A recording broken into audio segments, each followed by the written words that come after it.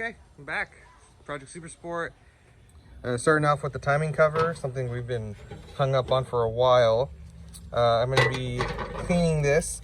I wasn't able to get it as clean as I liked to put this back on the car, and I didn't want to do all this work for nothing and then it to leak.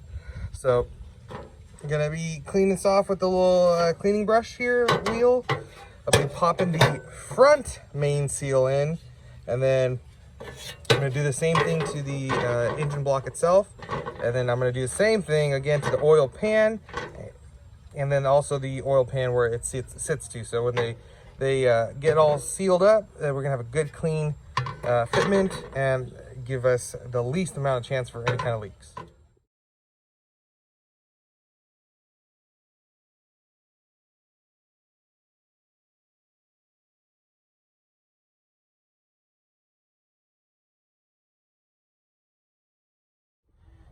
Okay, so look at that. Much better, right? Much cleaner, shinier. Not that that matters, but it does look nicer. So that will be what's going against this. The gasket goes in there. And I cleaned all of this as well.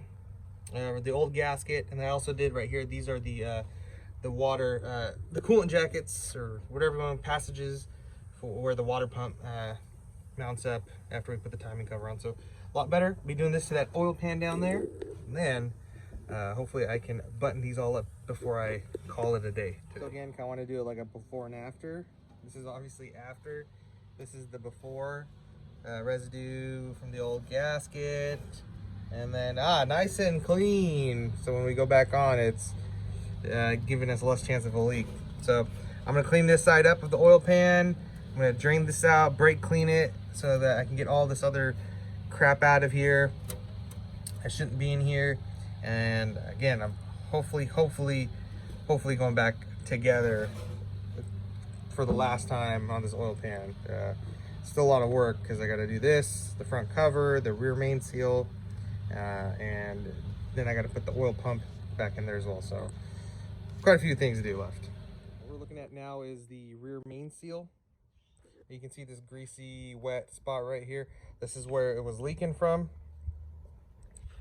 Luckily, GM didn't make this too difficult for me. They put little tabs where you can get your seal puller or your pry bar in here to pull the seal out. So that's what I'm gonna do. There's one more down here being covered by the vise. I'm gonna put the new one in. Unfortunately, I'm not gonna be able to get as far as I wanted to today, but I was able to get all the mating surfaces I needed to be cleaned today. So that's good. It just puts me one step further in the right direction going back together. So I mean, I started late, I had to work on the daily driver, but I still got some good quality time in with the fun project car. So I'm gonna let Jake explain what I'm doing while I'm doing it. It's gonna get a little loud, but here we have the rear main housing and the rear main seal, and he'll kind of explain what I'm doing as I'm doing it or after.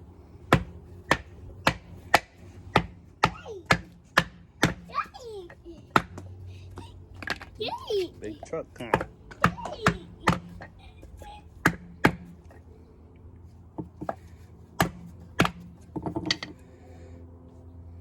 And it looks like we are flush. All right, so this is a rear main seal, and on this particular Chevy, it is a bolt-in removable style gasket on the back. Rear main seal right here. You just use a piece of wood to get it in evenly and to not damage the seal itself. And once it Official tool, that piece official of wood. tool, yeah. Once they're in all the way and it's flush, and that's pretty much it.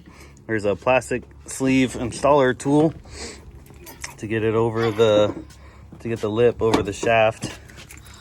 There's this little lip right here. So that plastic sleeve lifts up the lip, so you slide over the shaft and you don't damage it. And that's it. So right over here, this is our front cover, something we've been talking about for a long time, it seems like. But so this is a rear main seal. This is what they call a front main seal, believe it or not, right? It doesn't sound right, it doesn't flow off the tongue. So same concept, we punch the old one out. We have a lip in here, we have a snap ring, or yeah, that's what I usually call it. A spring. Spring, excuse me. You can tell I'm rusty. But we put a little bit of grease on there, so when we're popping it in, it doesn't pop out. And the same concept, we want it flush. This prevents oil from leaking out this way. Kind of what we did as a little insurance project. We put a little silicone, RTV, some people know it, in there. So, you know, even when on Chevys, even if you do everything right, you're still leaking. I mean, it can happen. So, yeah, we're putting these back together. So, yay. The camshaft. There's the other gear. There we go. To the crankshaft and a new timing chain. And we will be installing the timing cover. So we're going to put a little RTV on there to help the sealing of the gasket so we don't have any leaks hopefully in the future. So here we go. Okay, we got the front timing cover here. It's just getting the gasket set on there. We got a little bit of RTV down there on the block and give it a little extra help sealing. Get that on there. Gotta throw a little RTV on here, man. It should be fine. What I'm concerned about is lining everything up. I like to go on the first try. Oh, I'm such a dummy. In case you're wondering, you can make mistakes. So there's little lining tools here. So alignment dowels. Alignment dowels, yeah. Just gonna line this gasket up right there. And look at that. This is easy as that. Wow. Easy peasy. Aye. So now I can take a couple bolts and get this thing started. And then we'll come back, and the cool thing is we'll do some movie magic and do a little time lapse while I'm talking about this.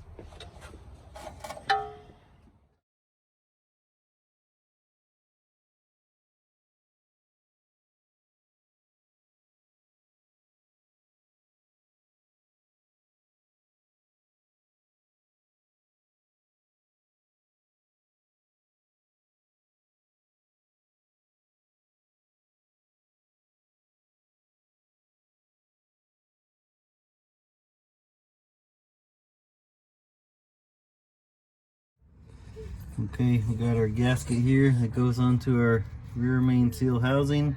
I'm just gonna put a little silicone around here just to help it seal just a bit. If it seems to be the common theme, it's just, again, sounds like a broken record, but it's just an insurance policy to help us get the seal. And anytime you're putting a gasket on, something like this, it's a dry piece going to metal, you are taking the risk of it potentially ripping or bunching up and not sealing correctly. And after all this work, the last thing we want to do is have any type of minor oil leak. We need this to be as solid as it can. So that's going to be going up here, right where that wheel thing looks, if you want to point at it for me there, Jake. Yeah, all right, cool. So it's going to go up there. Here, I'll let you take the camera so you can kind of get a good zoom in on it. So right up here is where that mating surface is, right to the back of the block. And this is the rear of your crankshaft. So that's the rear main seal. And it sits right on here, back here, and prevents oil from coming out. All right, so Jake's installing the rear main bolts and one nut. If you're wondering what this clear plastic piece is, it's the installer tool. So when you're installing this, you have two rubber lips that that can be pinched when you're installing it because it's going around that housing, and this keeps it straight and keeps it from pinching, and you not having to take this back apart to redo your rear main seal, because like I said, it's a big job. The whole transmission's got to come out for you to get to it. Yeah, look at his dining table. Oh. Okay, so we finally are back on the oil pan, but going back in. So if you want to take a look real quick right here, you can see we cleaned it all off. This is the kind of behind the camera stuff that we don't always do. This was much dirtier. You can see that we have some nice silver at the bottom, and that took a lot longer than I thought it was gonna take. So I got here, oil pan gasket. It's gonna sit in here. That's where your oil dipstick tube goes in. So we're gonna make sure that we put our sealant and we put this back on. This is not one of those things when you're putting the oil pan back on, you just want to crank it down as hard as you can. This is a gasket. You can crush it, you can make it to the point where it's ineffective. Now, what is sitting in your oil pan other than oil is your pump. It's a mechanical pump. And then we have, I really don't know the name of this off the top of my head, but this goes to the bottom of your distributor. Oil pump shaft. There you go. That works perfectly. Oil pump shaft. And I actually got a real nice one here. This is gonna sit inside this lower part of the oil pump. The pickup tube will pick up the oil. You got the new filter, the screen and everything like that sitting here. And when you crank the engine, the distributor is spinning, which spins this. And this is, that's when we say mechanical fuel pump. It will turn mechanically and pick up oil from the bottom of your pan and distribute it to your engine. So very important. We wanted to replace these. They don't get replaced often. And we just, you know, kind of wanted to have that peace of mind where, yeah, we probably would have got away with keeping the old one in, but we're there and we're probably never going to be there again, so why not? Okay, here we are. We're getting close towards the end. We got the front timing cover, oil pan, and rear main seal all in. And these are the kind of the last couple of things here. Flex plate, flywheel. It's actually a flex plate for automatic transmission. And we have a starter, new starter, and a brand new vibration dampener. Funny thing about the dampener, we accidentally destroyed it coming off, but it wasn't such a big deal. Apparently they're notorious for failing, and the rubber part actually spinning on the housing there and creating a imbalance and not being able to tell what your timing is. So luckily we destroyed it and we got a new one. So this will get us very close to getting to the final steps of getting this thing back running. We have just cooling system stuff to put back on, belts, hoses, brake lines, tires and wheels, and that's pretty much it. Okay, so here we have our vibration dampener. It's going to sit on our crank in the front over here. As you can see, we have a key here at the bottom, and that's going to slide onto the front of our crank and keep it from spinning freely from it. And then right here we have a little notch. Jake, do you want to tell them what that notch is for? That is our timing notch. So on the front of our timing cover, we have our timing mark right there, and that'll tell you the different degrees of timing. And that notch, when you put your timing light on there, that is what you're gonna see to set your timing. So very important part of the whole timing situation here. So it might be difficult for you to see, but on here are numbers. It's like plus and minus and 0. So plus is going to be advanced, and then 0 is going the other way. So it's all about top dead center. And what we're timing is, we're timing the spark to our power stroke, right? So we're saying that if we go advanced, we want our spark to hit a little sooner than top dead center. And that is for like high revving, high horsepower. We're trying to match the high revs to our spark so we can get the most efficient explosion in there. And this is the line that you'll line up to that. If we had a more performance vehicle, we probably would have got a higher performance, you know, maybe a little polished aluminum vibration dampener with a bunch of numbers on here. So you would be able to play with your timing a little more. So another fun fact about these vibration dampeners, there's a rubber seal in here. And if you can see, that's where it is. And what happens is when these get old, they can slip. See how there's that I told you about the key? Well, the outer ring can slip from the inner key. You think that's not possible, but at the rotation these things go, a little bit adds up to a long time. And your timing could be off. The timing chain was bad, so our timing could have been way off on this thing. So we're probably bringing, this back to life much more from where it was, and the drive quality of it. So it's exciting to, I'm glad we accidentally broke it coming off, So, all right, let's put this on. We're gonna kind of, actually, if I want to be a smart person and help myself out, lube goes a long way. I got some assembly lube here. I'm gonna lube the inside of this, put a little more That looks to be pretty good. And let me also lube the shaft here, right? Squeeze some inside. This helps because there is a O-ring in there, so you're never really gonna hurt going too crazy on lubing something up. I mean, at least engine wise. All right, so that looks good. Let's go on. At least we'll get it started. Bear with me. Oh, there we go. Okay. This isn't gonna slide on all the way, but we can get it started till we have to kind of use a backyard tool, which is a piece of wood and a hammer. So normally what's gonna happen is you get an installer tool to go here and it would get press fitted on, but this is about as far as we're gonna get. Oh, never mind, I lied. Till we have to use our little hammer. So hang tight, I think we'll do that off camera in case I say some bad words. Okay, so we have to get sizes for our nut for the installer tool and for our bolt. So you don't want to just go out there and waste time and looking.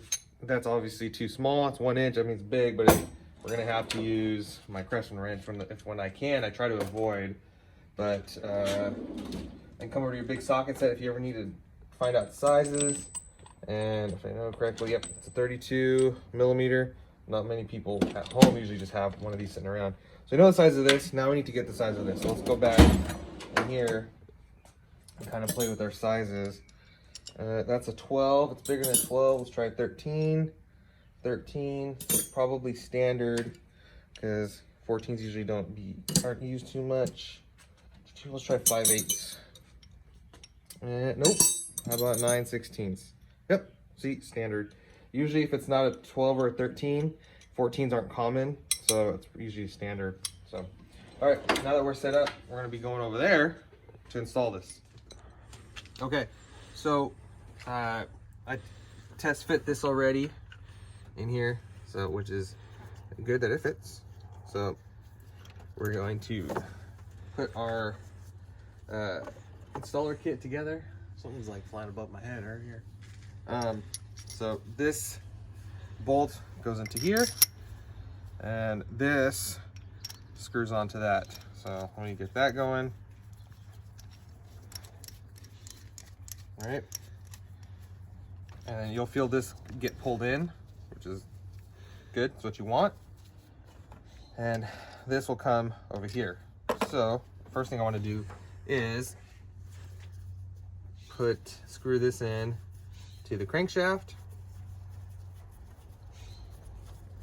All right, it's gonna be a couple turns. Probably should have got my ratcheting wrench, but it's okay. Okay, there we go. So that's snug. Now what I'm gonna do is I'm gonna take the washer, this is the flat side, and this is gonna go here, and then the bolt is gonna come behind, and it should be this way. So if you kind of see the concept now, what I'm gonna do is this presses up against the washer, which presses it up against the harmonic balancer, and as I tighten the big nut here, it will push the washer on in there, and that's why I need this, so I can make sure it doesn't turn. That was what I was talking about, the counterbalance. So it'll be kind of like this. So while I do that, you guys hang tight, and then I'll show you the finished result. Okay, Ethan has so nicely volunteered to help me do this. Do you get it? It's getting tight? Yeah. Okay. When do I stop though? Till you don't feel it move anymore. Well, there you go. It's moving. There you go. Keep it up. Good job. So if you can kind of see as he's turning it, it's slowly starting to press backwards. So the gap between the balancer and the front cover is going to get much smaller. And this will tell you when it's done moving, because it bottoms out, which is nice. So, Ethan, how are you doing? How you feeling? bad. All right, give my boy a shout out here. Right, good job, hard work. Okay, so before we go, I really wanted to share this with you guys. This is the timing marks, sorry, that you line up with that little notch that gets put into the vibration dampener. So when it rolls around, you can see wherever it lights up at, you know, your advanced timing or your negative timing, if you want to call it that. So how you do it is, you will have a timing light hooked up to your, how I learned it was there'd be your spark plug line that goes to your number 1 cylinder. You'll put like a little pinch tool, kind of like you ever been to the doctor and it goes on your finger, it measures your blood oxygen level. It's kind of like that, but it goes on that wire and it measures the electrical current going to it. Then you have a timing light, looks like a little gun, and you'll point it down at this. Anytime the spark goes to that cylinder or that spark plug, your light will light up. And that's how you'll be able to time your engine, because you're timing it off of your cylinder number 1 on your top dead center going advanced or the opposite way. Hopefully I explained that correctly. It made sense in my head, but I don't have the visual here because we're not doing it, but that's how it works. So hopefully you guys enjoy. Don't forget to like, subscribe, hit that smash, button on the bell notification there for me. I appreciate it. I'm trying to get this YouTube side hustle going. So we're super excited. And again, to recap what we got done today. We got the front timing cover on with all the seals on it. The rear main housing with the rear main seal and gasket. The oil pump, the new oil pump, pickup tube, and pump shaft is in there. The pan was clean, put back on there, sealed. The starter has gone back in, the flex plate has gone back in, and we are set for the transmission to go back in on our next work day. And we are, like I said, on the downslope of getting this car back together. Our parts list went from maybe 10 pages down to like 1. So thanks for staying patient with us, and we are on the track.